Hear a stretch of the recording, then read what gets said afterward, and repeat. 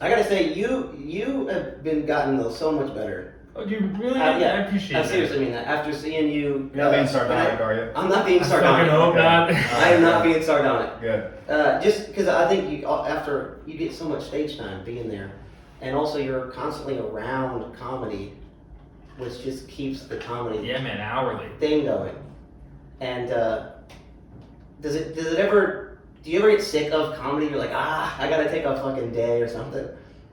I don't ever get sick of comedy.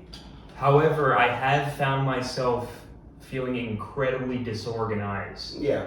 Because I'm around comedy so much and I'm on stage, I don't want to say so much, but I am on stage like more than I was prior. More than most. More than people. most. I just have so many comedy ideas, not like on paper or in my head that like I have, it's all kind of just up in the air. Yeah. So to that extent, I kind of feel exhausted. Yeah. But never mind, like if I just hear one more, have you ever, Yeah, dude. This guy looks like it's like. what do okay. you do for work? Yeah, I don't ever feel exhausted from that. Sometimes I get sick of comedy. Like comedy actually makes me like I start to not like it, and I have to step away for a bit and then get back in. Do you think it's an atmosphere thing, or just you're so already ingratiated with the craft that it's just like, all right, I know. Yeah, I think I don't know what it is. It's probably a mix of both. Where I'm just like sometimes like I was at a mic the other night and it was just so bad. It was a Badger Jam, but it like just the energy was so bad and people were bad that I get in my head. I went up, I just did bad, and I was sitting in the crowd and there was like 6 more comics and I was just like, I gotta sit. There's here. more? Yeah, I was like, dude, this is what we're all doing. I hate this. Get me out of here. It's weird though, because have you ever been at a mic where all of the other micers are just like weirdly self-aware of how bad things are going? Yes. But then nothing happens to change that? Yes. When they go up and they're just like, okay, man, why are we even here? Yeah. And then they do their act, and I'm like, oh god, yes, why are we here? Yeah. Yeah, but then like the worst thing is like that they don't address it. They're like, everyone before me sucked. All right. Yeah. Now I'm just gonna do material and not like point it out or anything. I don't know. There's nothing worse than like a really shitty open mic. I really hate doing bad. And if I walk into a room and it's just like you can tell it's kind of bad, it's a skill though to switch it, like to change a room, to flip a room. One I haven't learned yet, but I really hate bad comedy. So I think that's what it is. It's seeing too much bad comedy. I don't want to know the guy who has the opposite opinion of that. I I love shit comedy, dude.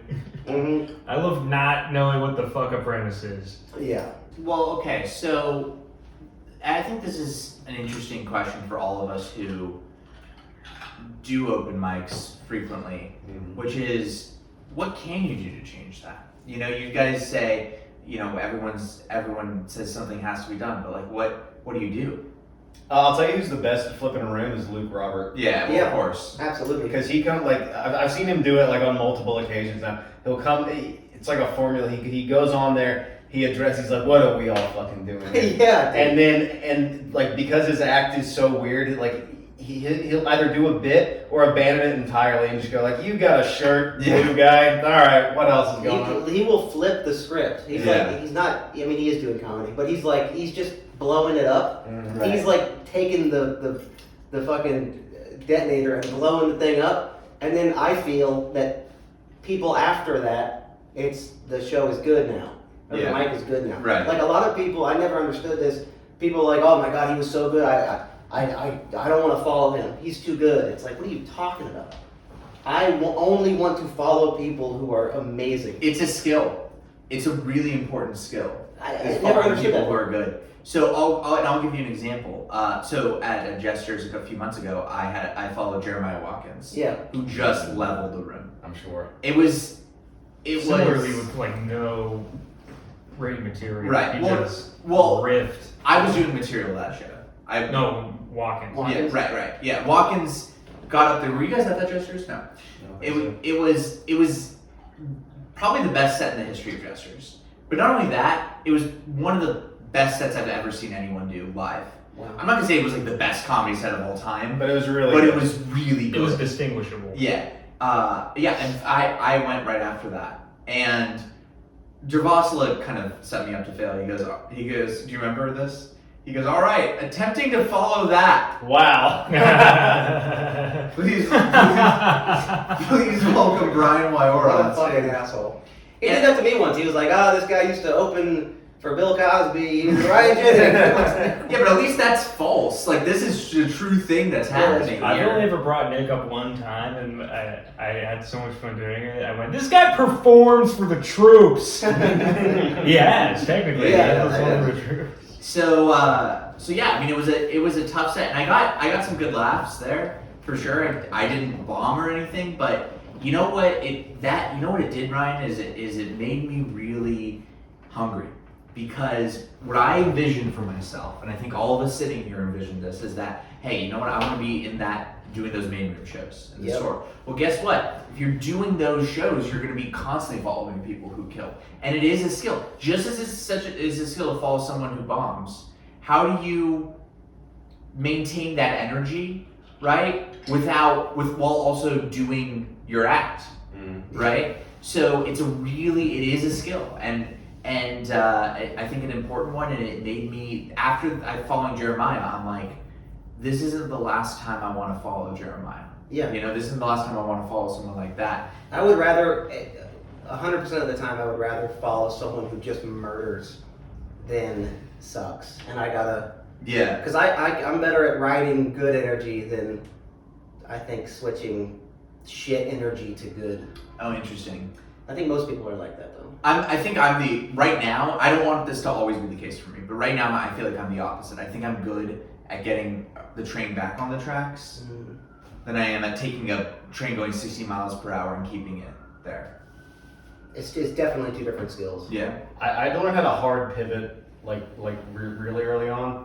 Like if you go up on stage after someone that's like really bombastic and like loud, they like who's Sui? What's his name? Oh fuck. Scott Stewart. Scott Stewart. That's right. So if you're going on after like a Scott Stewart and you're just going up there and like telling jokes about like refrigerators are weird. Yeah. You can't just go up there and go and like just dive right into it. You have to like address what just happened and like kind of set the stage and be like, all right, that was good.